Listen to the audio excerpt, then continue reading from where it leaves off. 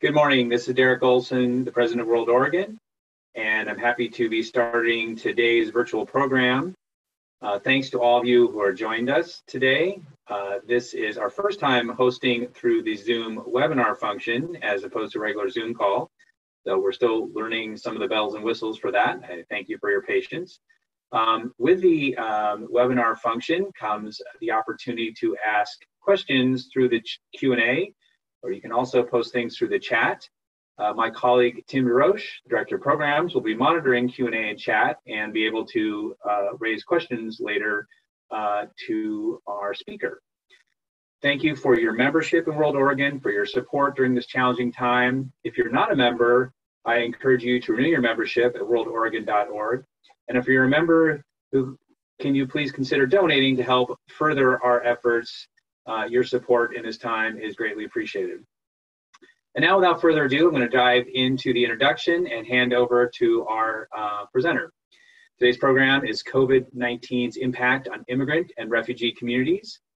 And our presenter today is Chanpone Sinlapasai, who is a renowned immigration attorney, partner in her law firm Arandis Sinlapasai LLC. She represents clients regarding general immigration matters, including humanitarian relief, visas, citizenship issues, consular processing, removal defense, and appeals.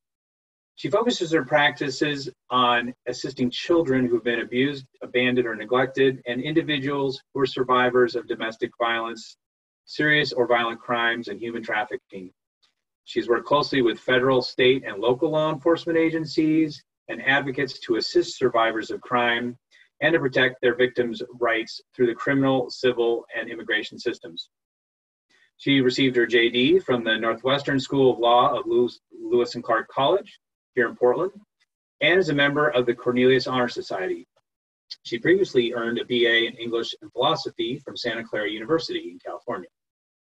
She's an active member of the American Immigration Lawyers Association and a co-liaison for their work with the Immigration and Custom Enforcement.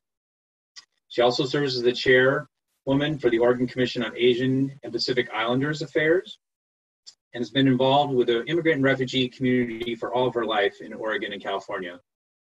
In addition to her immigration law service, she has firsthand knowledge of the challenges as an individual and family face when coming to a new country, as she personally with her family resettled in the United States as refugees from Laos in 1980.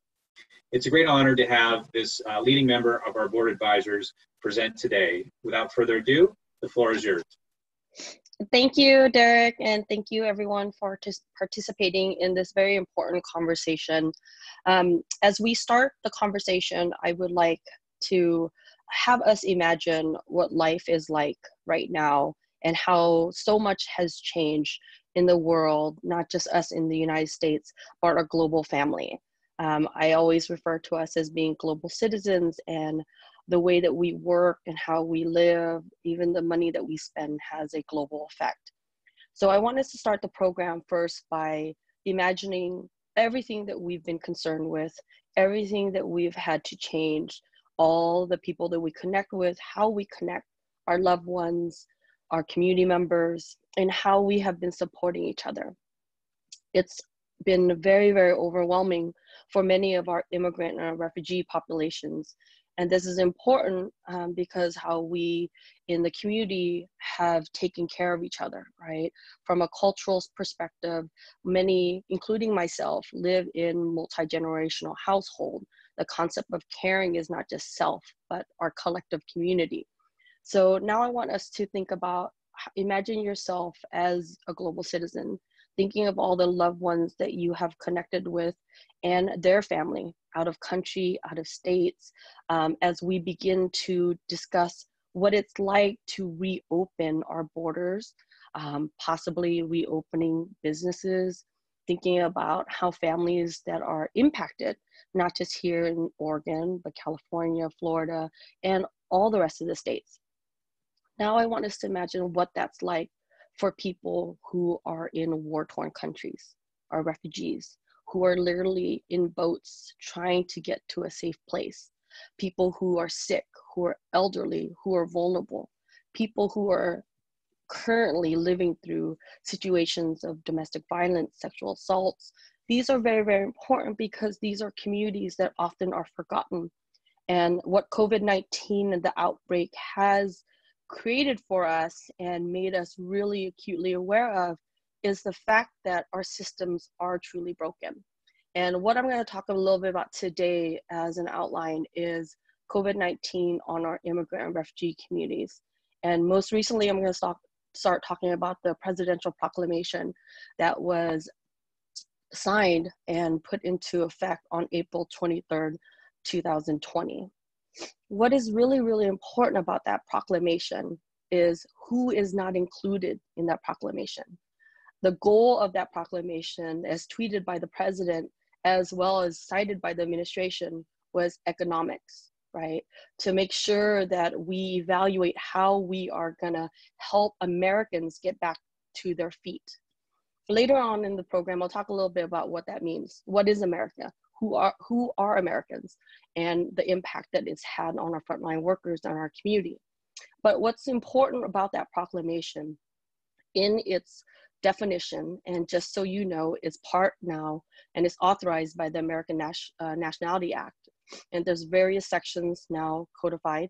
And what it says is that it has now suspended the entry of any individual seeking to enter the United States as an immigrant who, and these are all three prongs have to be met, is currently outside the United States effective April 23rd, and who does not have a valid visa that's effective that date, who does not have a valid official document such as a transportation letter, boarding, advanced parole.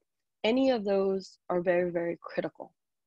Why did he choose, or the president and this administration choose this classification, this group? That's the question. And that's very, very important for us as immigration attorneys and advocates, community members, because for many of us, we are dealing with the frontline folks, right? We are dealing with community responses. Right after he tweeted that, for me as an immigration practitioner, someone who advocates for immigrant refugee community, the toll was already taken. And this is because families across the United States and globally, what is expected is 1.1 million individuals is in this classification that is defined by the president.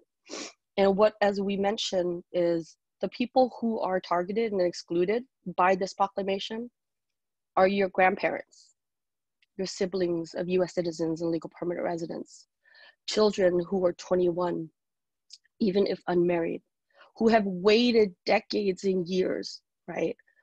I got immediate text messages and phone calls when the tweet happened. One of my family members who we've been helping, and I do a lot of cases that involve former genocide survivors, and they have been waiting decades to petition for their siblings who they lost contact in the war. This is from the Southeast Asian War, the Vietnam War, and many of our family members were concerned because some of these family members have waited, as I mentioned, decades for their family members to be reunited. They have had their interviews, but they have not been issued their visa. These people now would have to continue to wait until the 60 days are over.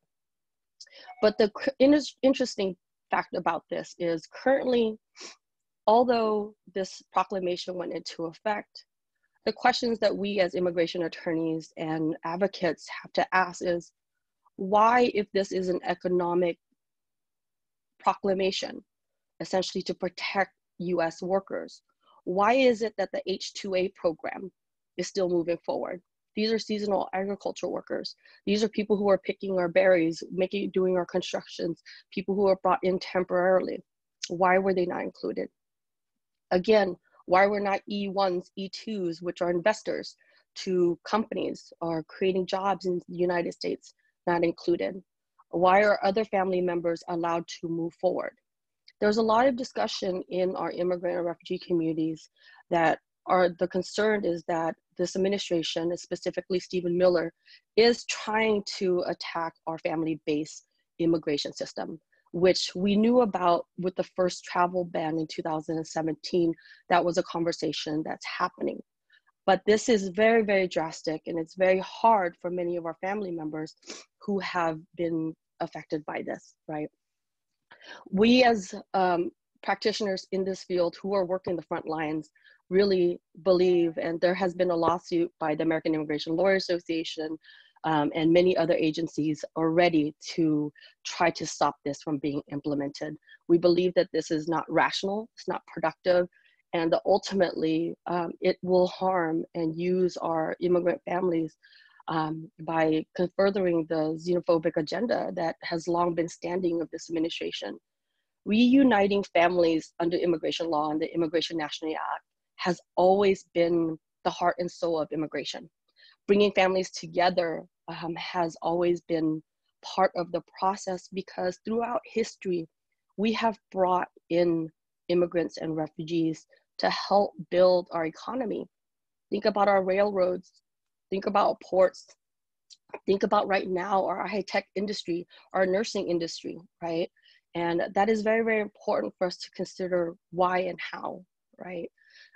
We talking about healthcare, I want to discuss facts about how immigrants in the data by the Journal of the American Immigration, the Journal of American Medical Association, is very, very important for us to recognize that in the United States, right now, based on statistics, 16.4% of the US healthcare industry, 2.8 million immigrant healthcare workers, play a vital role in fighting COVID-19. In Florida, it makes up 28.4% are healthcare workers, California, 31.6%, in New Jersey, 30.6%, New York, 34.3%. And based on the Journal of American Medical Association, 30% of those in the front lines right now are folks who are mainly doctors and nurses. This is really, really critical when we talk why it's so, so important. Many of the people that I help and work with, many of our doctors right now working through OHSU, Kaiser, and other facilities, many of them are our clients who have petitioned for parents, who've petitioned for siblings and children. And immigration is not a fast system. It's not something as if I want to file for my mom and she will be here in 2 months. Filing for my mom, who may be a foreign national, can take anywhere from a year and a half. And if you happen to be one of those unlucky people who are subject to the travel ban, guess what? That likelihood, we have been litigating cases since the first travel ban in 2017. We literally have families who are doctors who have been waiting since 2017 to be reunited. These are our frontline healthcare workers, your emergency room doctors, your nurses, your lab technicians, all of those wonderful people who we deem today as heroes on the front line. And this is important as we talked about that, because many of these families abroad are suffering and they're fleeing, right? Some of our family members had to flee. When we talk about genocide and we talk about war, and we talk about famine, this is not just in one country, it's a global impact, right? So some of our families have been displaced because of war, because of genocide, religious killings. For example, when I've previously mentioned our Rohingyas, as the Human Rights Commission reported recently, we have 3 Rohingya boats right now stranded in the middle of the ocean trying to figure out what country will take them. And these are people, the United Nations as well as Human Rights Commissions have been begging for the safety of just feeding these individuals. But because of COVID-19, we have families who are stuck, who can't get resources. This is really, really important for us to pause, because as we consider what it means to care for ourselves, our family, our children, and how to get life back to the new normal, it's not going to be what it was before, but what is the new normal? The ripple effects that our immigration policy has on each and every one of us. We no longer live in silos. What we do and how we live impacts each other. Things have changed. And this is very, very important, just talking about our Oregon community. Oregon, as we discussed earlier, makes up a lot of immigrant refugees. And we have been resettling refugees for close to about over 40 years in Oregon. Started with our Slavic community, to our Southeast Asians, to our Asians, to now more of our Middle Eastern family members. And it's really, really important how we consider immigration policies and its impact on our families, right? Many of our immigrants have become US citizens, and many of them are in what we refer to as mixed status families. Those are individuals who may have a household who is a US citizen, like myself, who may be married to another individual who is a green card holder, or someone who is in process, and I may have a child who is under DACA status, or someone who I'm just petitioning for. This is important because the stimulus package that was offered by our community, right, by our president, that was given, now excludes anyone who's a US citizen who is married to someone who is in process.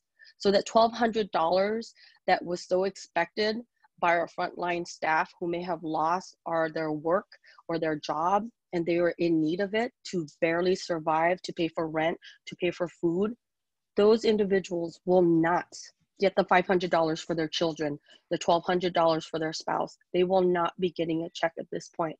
This has had such a ripple, devastating effect on the families. We've had many a nights of tearful phone calls having to explain to family members that this is the truth. A lot of people thought it was a joke and that having an ITIN number was sufficient and that it would be something that would help them. And this is harsh because we're having to explain to them why was certain groups chosen, why they're not. What are the reasons for that? What is the logic for that? And these are all questions that we as individuals must consider, because is it a punishment? That's a question by our community members. Am I being punished for where I was born? Is it because my Iranian family members or I'm half Iranian, and because we have sanctions against them right now, is that why I'm being punished? Because I'm married to someone? And not all conversations are logical in the reasoning, but to try to figure out what this president and Stephen Miller or McConnell or even DeVos is thinking when they're looking at DACA, right? Why are DACA recipients, why are funding going to universities like University of Oregon and all our other universities? And why is it that they're really putting in the language that DACA recipients cannot get this money, cannot get aid? What is the thinking of that? DACA has been a bipartisan movement to protect people who are inside the United States. And as I want us to distinguish, and I want every one of you to know that under the immigration world, it's not just black and white. You're not either just a US citizen or someone who's undocumented. As we talked about mixed families, it's very important to think that there's actually 4 categories of individuals living in the United States. There's people who are US citizens, born or naturalized, right? There's people who are green card holders who are here. And then there's people who are here temporarily, like student visas, J1 visas, people who are working on OPT. Then there's also people who are trying to get protection because, like Derek mentioned, I work a lot with survivors of human trafficking and children who have been abused, abandoned, neglected, and domestic violence survivors. Right now, under the immigration process, it takes 10 years from applying for that protection for it to actually be approved, because there are only a limited amount of cases that can be granted per year. And inside the United States, that's 10,000, right? So the backlog in that is so harsh, and that is so staggering that most people are in that process, they're not allowed to get benefits. They're not getting work cards. They're not getting any other benefits that helps them to stabilize. And it's very important for us as a nation to evaluate what we should be doing, right? There are some countries that have taken the role that everyone who's in immigration process would be or allowed to be treated as green card holders until the COVID-19 epidemic ends. So it's important for us to acknowledge that for those individuals who are in these processes, like all the victims of crime, survivors of crimes, they may have state protection, but federal protection is a lot harder to get. And even with working with our congressional liaisons, our law enforcement team to try to expedite these cases, these are very, very hard to get. And as we continue dealing with COVID-19, what we're seeing is that it's drastically impacting a lot of our survivors. And what I mean by that is if your work card expires right now, trying to extend that work card is being delayed. USCIS right now has closed for any type of fingerprinting or appointments or interviews until June 4th, 2020. And that may be extended even longer. Anyone who's here as an asylum seeker who's been asking for protection, who's filed their interviews themselves also, and for Oregon, we are part of the San Francisco branch, that has also been paused until June 4th. And so the impact of that is very, very important because everyone in those categories, what we've seen is that COVID-19 has created an increase of domestic violence calls. And it's very, very harsh because as much as we want to care and help and protect them, because of us having to stay in place and to be safe, to care for individuals, all of the advocates, the social workers, our law enforcement team who have tried to reach out, it's harder to get access to our survivors and to help provide for them, to get them the resources they need.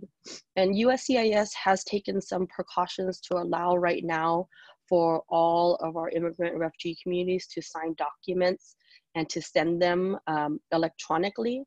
But just to get those documents to our families, to see them, there are barriers, right? There's so many levels of barriers to access. Not many of them, we sit in a very privileged lens. We assume everyone has a car. We assume everyone has this or that.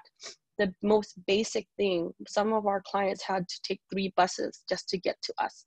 What I've been doing since COVID-19 is driving to meet people in places that we deem safe, sending out documents and doing it electronically as much as we can, because the health and safety of the community is so important, so critical. And we have to think about the ripple effect of what will happen. In my opinion, honestly, I don't think the 60 days of the proclamation is going to end at 60 days. I honestly think that this is just the beginning of the punishment of our family-based immigration and the dream of having, losing that classification altogether. But what it really does right now is creating a pandemic of not just COVID-19, but a pandemic of fear and a feeling that right now for many of our survivors, the inability to call law enforcement. We have to understand that many of our immigrant refugees, they come from countries where law enforcement isn't someone you just pick up the phone and can call anytime. That trust that a lot of our law enforcement community has worked on and built on for decades to allow for folks to actually reach out. This COVID-19 has caused massive panic in having to reach out to law enforcement. Our survivors are calling advocates, but advocates aren't at work because they had to close their doors. They're calling their immigration attorneys, but what we're limited to do oftentimes in trying to rescue someone who may be in a sexual assault or domestic violence or trafficking situation requires teamwork. It requires collaboration. That has been the hardest part for our immigrant and refugee community. And the impact that it's had is devastating because in this process, in these fears, even those who have been raped or sexually abused, they're not getting the help because guess what? When we created the public charge doctrine that was in place by the 5-4 decision by the Supreme Court, that created a wave of panic because what it said was that it allows for the US government to deny anyone who's applying for a green card if they've ever used Medicaid, any type of vouchers or SNAP. And the definition caused a lot of confusion in our community. When COVID-19 blew up, guess what? Many of our community members decided to opt out, not to go to the hospital. They had the symptoms, they had the cough, they had the fever. They didn't want to go because of fear of losing that possible green card in the future, because the regulation says if for any possible time in the possible future that you will use any type of public benefit, you can be charged under the public charge doctrine. And that's very, very scary for our community. And it's very important for us to acknowledge that we, and many Americans, as we look at how privileged we are to have our families in the same house, right? To be able to pick up the phone, to video conference. For many of our immigrant refugee communities, many of the families who are in war-torn countries, that is not an option. I can't just pick up the phone and try to find out if my uncle's safe because there's only one phone in the village, or there's no phone whatsoever within a 100-mile radius. And a lot of people who are in these situations, when I think about the 40 years of us resettling our refugees here in Oregon, many of them are not getting the right information. We talk about language access. We talk about how we have provided, and honestly, the state of Oregon has done a wonderful job in trying to translate everything. But language access is a big deal. The biggest population we have is a Hispanic population nationally and locally. And the biggest COVID impact has been our Latino population, starting with Washington County, Lane County. And we have to wonder why. Why is it that nationally it's our Latinos and our Blacks that have been so impacted, right? Why have we allowed our systems to fail them? What is broken? I mean, these are all questions that we truly have to ask to try to figure out what we can do as a nation to heal and to think about the global impact of the work that's being done here, maybe to heal families abroad. And so with that, I know this is a lot of information. I will share with you guys all the data that I've collected since COVID-19 has blown up and what we've been monitoring as a member of the Asian Pacific Commission. It's very, very important for us to see the numbers and the data as well as the resources that are out there for us to think globally, right? When we always say that you work locally, but your impact is globally, whether we want to or not. And this conversation is not about being Republican or Democrat, but the frontline impact that it has and what we are doing to try to help each other as a community, our collective community and our collective family. So with that, I'm gonna ask, are there any questions that I can help answer for you guys? Yes, indeed, Chanpone. This is Tim DeRoche, the disembodied voice of WorldOregon's Director of Programs. We do have some questions coming in, and I'm just going to launch right in with one. George Olson asks, can Congress reverse the presidential proclamation on immigration? I wish that was the case. I don't know yes or no to that answer. I would want to hope that yes, Congress can always create laws that will help improve the livelihood of the proclamation, but the proclamation itself now has been implemented, right? It went into effect on the 23rd. And so the consulates and globally, it's already been put into effect. What I would ask Congress to do is actually, with the COVID-19, with everything that they're seeing in the Hill, to actually evaluate the impact of not just big business, but every individual person in the United States and what it means to really create productive. And I mean, in every sense of that word, how do we care for each other in looking at protecting vulnerable populations, the poor, the houseless, the survivors, the refugees, the immigrants, and our DACA recipients. It doesn't have to be all encompassing. That's a dream. But yes, Congress definitely can create better laws than what the president did. That is the child of, I call it the child, but Stephen Miller is the brainchild of all immigration policies that pass.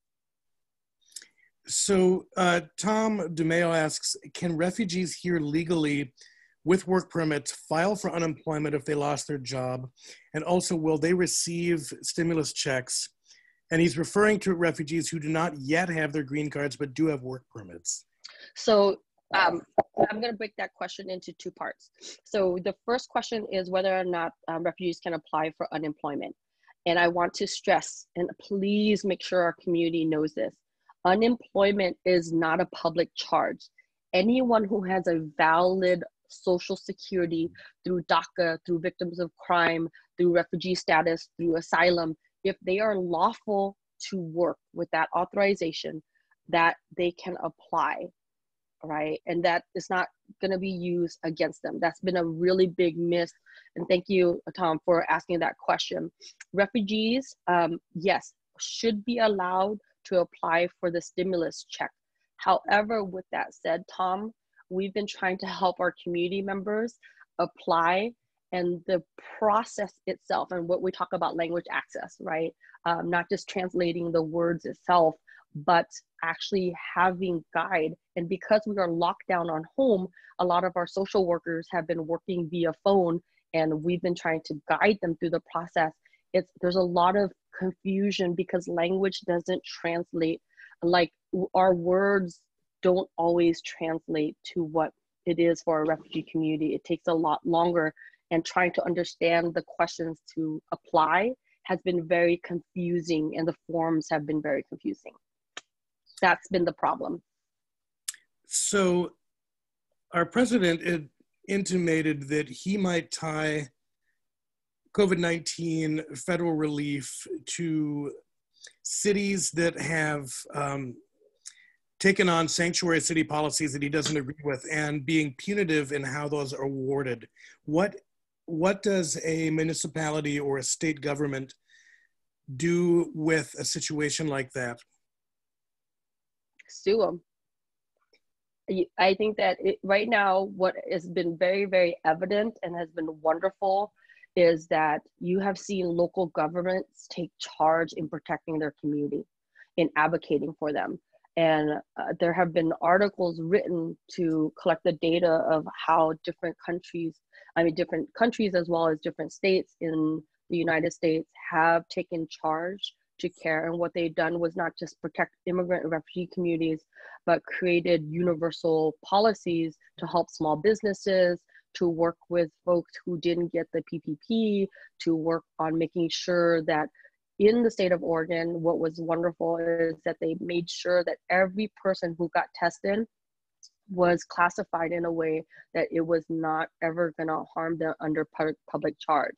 And that's each location and every state, every local agency. And this really shows the lack of leadership. And that's, I think, has been frustrating for many Americans, is if our administration put in policy that says, hey, this is what you need to do, this is how we're going to test, this is when the test results will be, that's been causing the mass panic, is not having guidance from our federal government and having our local as well as our state agencies fend for themselves.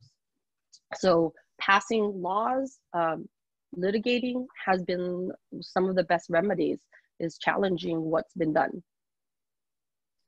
So Chanpone, I want to remind you that the camera is facing where I am talking to. Oh, sorry. No, you've been a pro. It's okay. You have a very good profile. I saw my side view.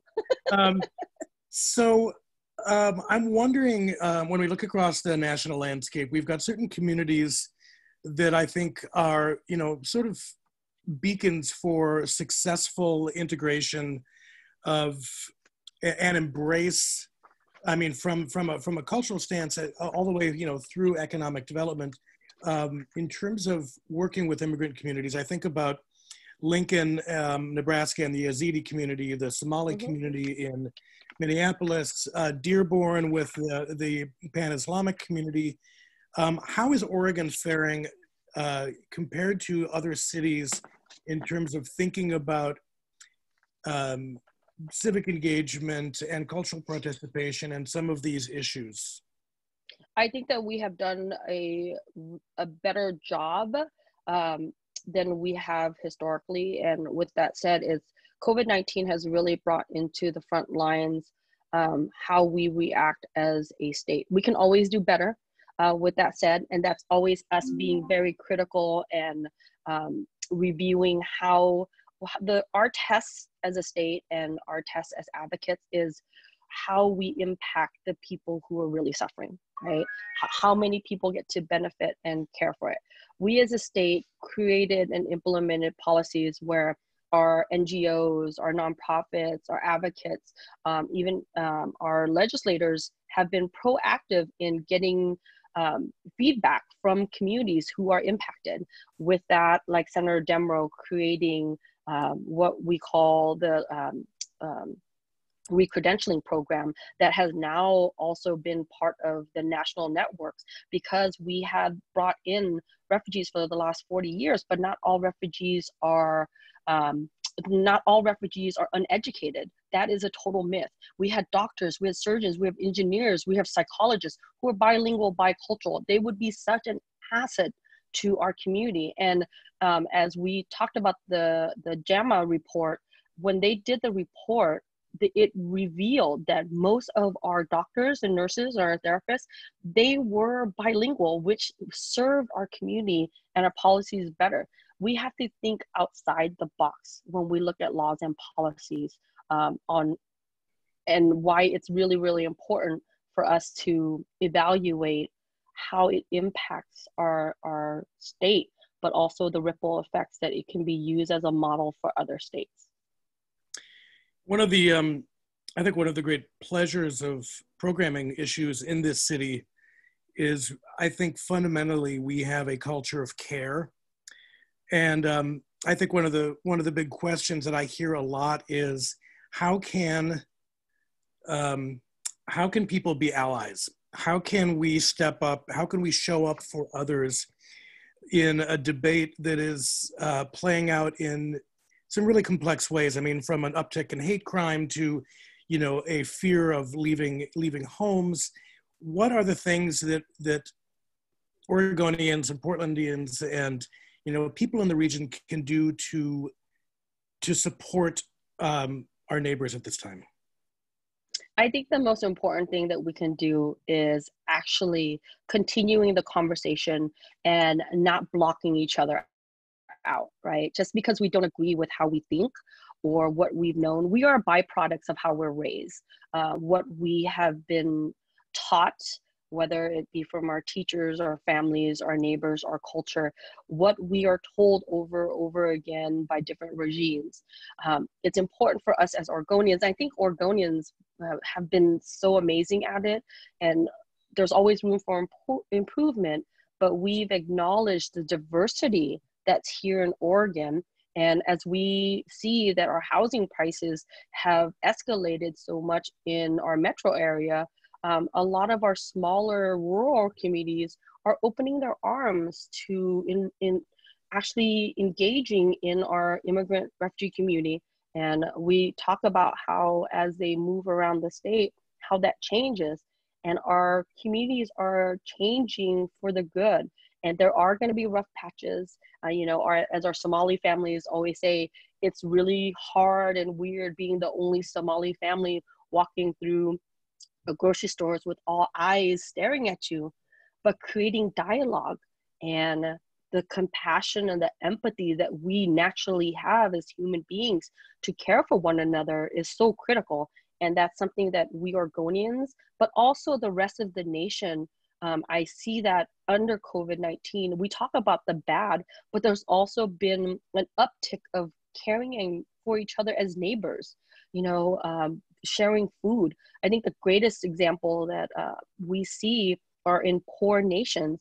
One country in particular, Laos, where I'm from, where I'm a refugee from, we have been seeing a rise in the poor, feeding the poor, creating a marketplace of trade. What do you have that I don't have, so that we cannot just be eating yam, but maybe some rice and maybe some meat. because resources are limited and it continues to be limited, and because we're in a mentality of panic, that is really important for us to acknowledge is how do we care, like as on a local level, but also on a national level. And oftentimes it's not money. People think that fixing things is throwing money at it. That's a very privileged concept. And you have to think, put the lens of the poor, the vulnerable in. Surviving is getting a blanket. Survival is getting a hot meal, a place to rest your head, peace and quiet from the dangers of this pandemic. That is very important to acknowledge. So you point to this question of mutual aid, and I think that we see mutual aid occur in both informal and formal ways. And you were just talking about some of the really beautiful informal ways in which, you know, we uplift our neighbors and we support our families. I'm wondering if you can talk, because I don't know that people fully understand the system of mutual aid that is certainly the city of Portland, and I know that places like Beaverton have put in place that really help elders navigate city bureaucracy, the healthcare system, and talk about maybe some of the successes of formalizing mutual aid as one of the pieces of infrastructure for our region. And I think that mutual aid is so important. And I think that it starts with each and every one of us. We can all help, right? And creating, when someone has a great idea and releases it, it allows for us to create formal procedures and policies and create possibly a national effort to create something like that. And it's important for us to acknowledge that aid to each other, whether it's the elderly to children, having people who understand and care and are there for the community, right? Because right now people, what we're seeing is mental health impacts on those who are carrying a lot of the lifting, but providing resources, guiding them through navigating some of the basic barriers of accessing food, reading their mail, getting through the healthcare system. Something as simple as getting their mail delivered, their medicine delivered for the elderly. That is so important, but that's been such a hard process for many of our immigrants and refugees.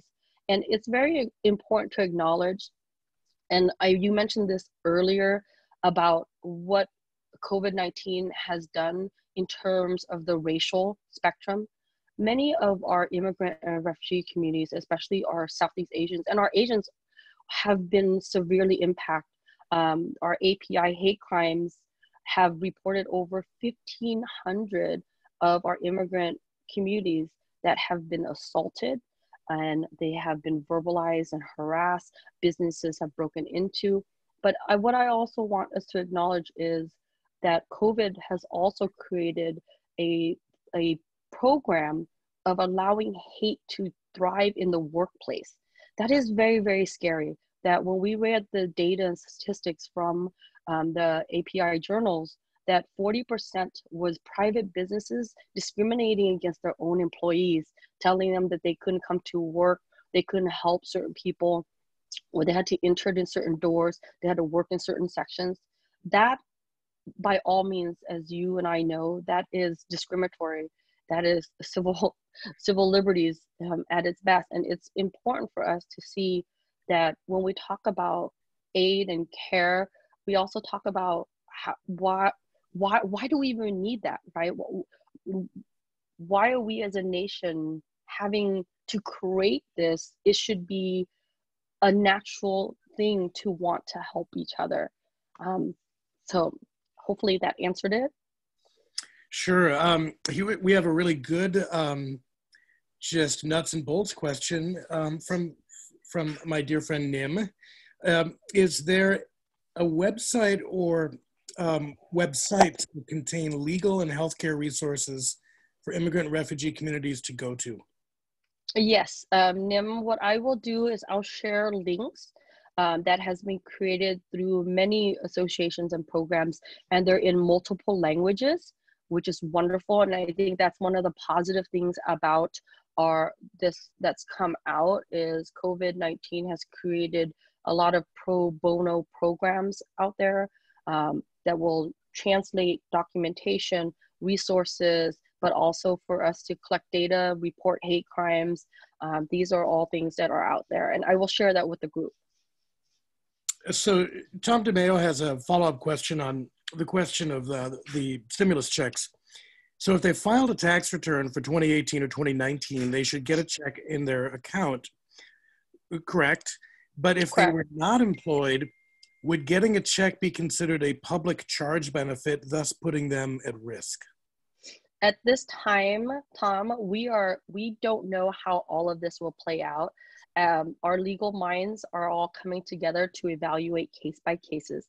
If any of you have experienced anyone in the community that are in these anomalies or in situations like this and they need help, please have them reach out to our nonprofit agencies who are working in this field, right? Oregon Law Center, ERCO, Catholic Charities, ICS, there's all these units, but they're not working in silos. They're actually working collectively with other organizations to help advocate for them, because some folks are not seeing stimulus checks, and folks who filed or those who did it without doing the automatic deposit, it's anticipated that they're not even gonna get their check in fall, which is causing a lot of heartache for our community members as well. So, Chanpone, we are coming up on the rest of our questions. I'm gonna kind of flip back on one that I asked you earlier as sort of a parting thought. What are 2 or 3 strategies that all of us can engage to ensure that we are confronting the otherization or standing up for folks or volunteering or any of these things that can help us be more of a stone soup driven beloved community? Great question. And I think that first and foremost, it's the fact that you're listening to this is a first start, right? Getting the right information is so critical because there's a lot of misinformation out there in social media. As we talk about resources, go to the irs.gov, go to the American Immigration Lawyers Association, go through the American Immigration Council, look through the CDC website, go through Human Rights Watch. Don't take what your friends, your neighbors, social media says as word of truth. That is not the American process right now. And so much is out there, and our president loves Twitter, but Twitter, even though USCIS and the Immigration Court has tweeted policies, that is not how we as Americans work. We are smarter than that. We're better than that. We're rational human beings. So find out the facts. Go to the right people who is on the front lines fighting the work for our immigrants and refugee community. But secondly, I would say continue to love those around you. Start with your neighbors. Kindness right now has been so important. Empathy, right? Because even though we in America have been very, very diverse, we often don't like to recognize that we are diverse and we don't see the beauty of the diversity. I think that it's important for us to get to know the history of those people you are, those small circles of friends. Ask those questions about how are your family? How are they really doing? How are they surviving? Is there anything that I can do? History has shared with us through the 1918 pandemic. It feels somewhat like we're repeating a lot of the mistakes that we've made back then, but caring for each other to get through this. The otherness that Tim mentioned is so critical. This administration appears through this immigration policies and the way that they're allocating money is really treating as our immigrant and our refugee population in terms of otherness, right? And that they're suffering. Do what you can to first care for yourself, because your mental health, your social health is so important. And when you have the energy to care, pick up the phone, check on those that you love, and donate your time. Like I mentioned, it's not always about money. Money is important, but time with people, social distancing is still viable. Well, I think if nothing else, this moment has pointed out the interconnection and the fact that it is not about geography, but what I always like to joke is our weography, because this is a local, it is a national, it is a global situation we're in, and pitting one another against each other is not going to be the way we move through this. So Chanpone, thanks so much for so much really, really rich information. I'm going to hand it back over to Derek to close out the program. I want to thank everyone for coming along with us as we dive into all these issues. We will have more things coming up next week, including a program with Michael Rich, who is the head of the RAND Corporation, talking about truth decay and how we got into a place where we don't believe our experts.